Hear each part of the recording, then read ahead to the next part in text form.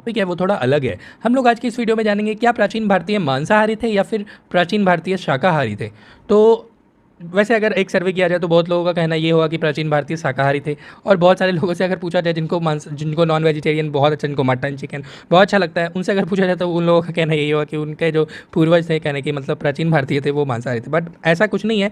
हम लोग इस वीडियो के माध्यम से जानेंगे क्या हमारे पूर्वज जो थे, हमारे जो प्राचीन भारतीय थे, वो शुद्ध शाकाहारी थे या फिर शाकाहारी और मांसाहारी दोनों थे।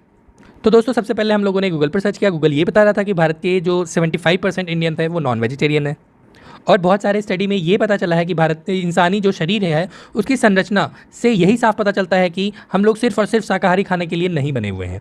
ऐसा समझा जा सकता है कि जो जंतु सिर्फ शाकाहार पर निर्भर होते हैं उनका पाचन तंत्र हमसे काफ़ी अलग है, जैसे कि गाय, हिरन, खरगोश। इनका जो पाचन तंत्र है वो अलग है, ये घास खाकर इस घास पेड़ पौधे को आसानी से पचा लेते हैं। वहीं अगर बात हमारी हो तो दोस्तों हम पौधों में एक सेलुलोज पाया जाता है जो कि हमारा शरीर नहीं पचा सकता है। तो दोस्तों सवाल उठता है कि हमने शाकाहार और मांसाहार दोनों ही खाना कब से शुरू किया। तो जब से आग और पत्थर से बने हथियारों की मदद से हमने खाना को पकाना और उसकी वैरायटी तैयार करना शुरू किया, आग ने एक तरीके का बाहरी पेट का काम किया जो खाने को पकाकर पचाने के लिए तैयार करने का काम कर देती है। और तो और होमो हैबिलिस के जो जीवाश्म हैं वो बताते हैं कि उन्होंने मांस और शाकाहार दोनों साथ साथ लेना शुरू कर दिया था।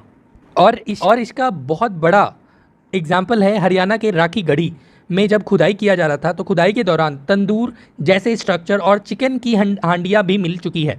बता दें कि राखी गढ़ी सिंधु घाटी सभ्यता में आता है। और तो और माना यह भी जाता है कि आज से ठीक 2500 साल पहले जैन धर्म के जो संस्थापक थे उन्होंने अहिंसा के लिए मांसाहार को छोड़ पूरी तरह से शाकाहार अपनाने पर जोर दिया था।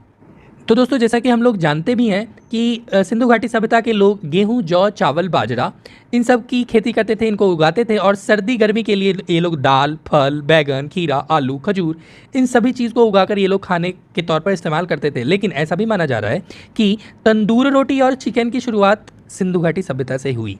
लेकिन अब इस पर रिसर्च भी किया गया। रिसर्च इस वजह से किया गया कि इन जगहों से जो बर्तन मिली थी ये सारी बर्तनें मिट्टी की थी, और आपको पता होगा एक बार जब मिट्टी के बर्तनों में खाना बनाया जाता है तो वही खाना उस पर चिपक जाता है। इसलिए उस बर्तन की मिट्टी को लेकर रिसर्च किया गया, और रिसर्च में ये पाया गया कि भेड़ और बकरे के मांस का हिस्सा कुछ हद तक उस बर्तन पर मिला पाया गया। तो यार इससे हमें यही समझ में आता है कि बहुत हद तक भारत के जो पुराने लोग थे वो बहुत लोग शाकाहारी भी थे, बहुत ऐसे लोग भी थे जो शाकाहारी और मांसाहारी, वेजिटेरियन और नॉन वेजिटेरियन दोनों थे। अब उम्मीद है आपको हमारी आज की जानकारी अच्छी लगी होगी।